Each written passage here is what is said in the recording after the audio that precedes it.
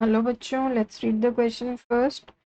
The question reads, you have given some certain statements or characteristics as 1 to 6.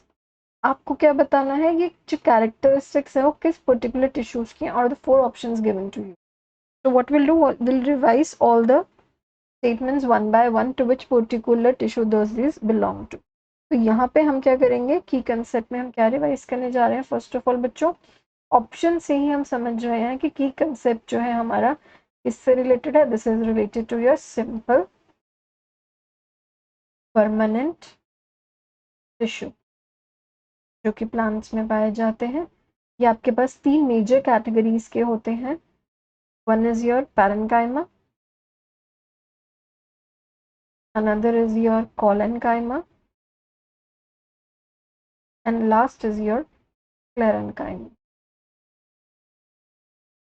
अगर बच्चों आप इसके जो सेकेंड स्टेटमेंट को रीड करोगे, cell wall unevenly thickened due to pectocellulosic deposition, ये स्टेटमेंट आपको एक डायरेक्ट हिंट दे देगी कि एक पर्टिकुलर किसको बिलोंग करता है आपके सिंपल परमानेंट टिश्यू में. जो अनइवनली थिकेंड होते हैं, पेक्टोसेलुलोजिक डिपोजिशन होते हैं, that is the characteristics of collenchyma. तो यहाँ पे कैसे होती है, पेक्टोसेलुलोजिक डिपोजिशन होती है and that is uneven. Moreover ये कैसी होती है, अनइवन होती है. जबकि आपका जो पैरेन्काइमा होता है, इसके अंदर जो डिपोजिशन होता है दैट इज ऑफ सेल्यूलोज, और ये थिन सेल वॉल होती है इनकी. एंड इसकी क्या होती है, यूनिफॉर्म डिपोजिशन होती है. पूरे सेल पे एक जैसी सेल्यूलोज की थिकनिंग होगी. जबकि अगर मैं आपके स्क्लेरेन्काइमा की बात करूं, तो स्क्लेरेन्काइमा के केस में आपकी जो डिपोजिशन होती है वो किसकी होती है, लिग्निन की होती है.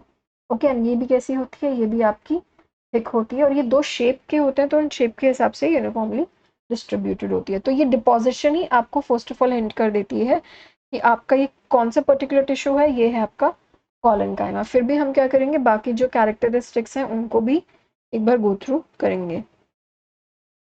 तो फर्स्ट है अकर एज लेयर्स और patches.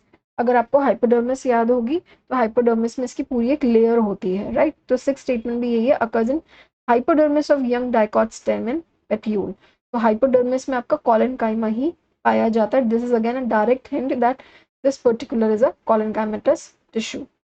The cells are spherical, oval or polygonal. Often has chloroplast. Sometimes इसके पास chloroplast भी होता है. That's why the word often. Living mechanical tissue. Living है तो ऑब्वियसली यहाँ पे ये अगेन स्क्लेरेन्काइमा को रिजेक्ट कर रहा है, क्योंकि स्क्लेरेन्काइमा कैसा होता है, एक डेड टिश्यू होता है. एक कैसा होता है, एक डेड टिश्यू होता है. तो आपका स्क्लेरेन्काइमा यहाँ पे रिजेक्ट हो जाता है. पेक्टोसेलुलोजिक डिपोजिशन आपका पैरेन्काइमा को भी रिजेक्ट कर देता है. As far as vascular tissue is concern बच्चों, जो आपका वास्कुलर टिश्यू होता है, it consist of xylem and phloem. तो ये कॉम्प्लेक्स टिश्यू का पार्ट है. जो आपका ये वास्कुलर टिश्यू है, ये किसका पार्ट है, आपका कॉम्प्लेक्स परमानेंट टिश्यू, जिसमें आपके पास क्या आते हैं, जाइलम आते हैं एंड फ्लोएम आते हैं. और इनके पास आपके पास फाइबर्स होते हैं, xylem fibres and phloem fibres. और ये किसके होते हैं, ये स्क्लेरेन्काइमा के होते हैं, राइट. तो यहाँ से आपका वास्कुलर टिश्यू भी रिजेक्ट हो जाता है. So the final answer to the given question will be option number 2. Hope you have understood this question well, बच्चों. Best of luck.